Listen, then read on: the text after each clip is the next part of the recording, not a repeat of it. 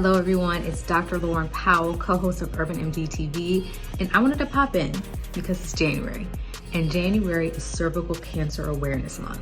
And what does that mean? That means, ladies, I want you to check in with each other, I want you to check in with yourself, I want you to check in with your aunts, your sisters, your moms, your grandma, and say, hey, is everyone up to date on their Pap smears? Remember, Pap smears are the most effective tool we currently have to screen for cervical cancer. Remember, a Pap smear is not STD testing.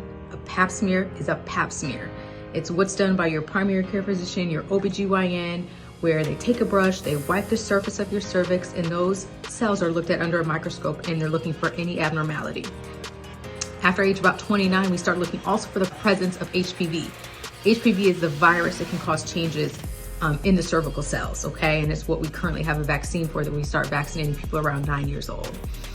Pap smears, again, we start at age 21.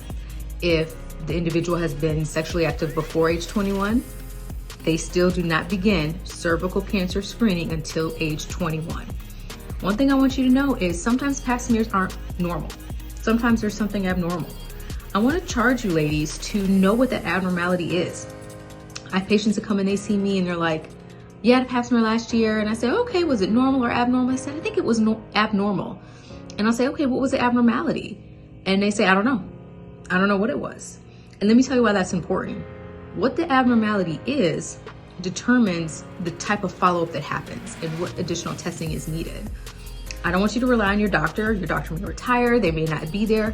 You are the boss of you, and you need to know if there were any abnormalities in your Pap smear and what that means in terms of follow-up. It's January, it's Cervical Cancer Awareness Month. Have you gotten your Pap smear?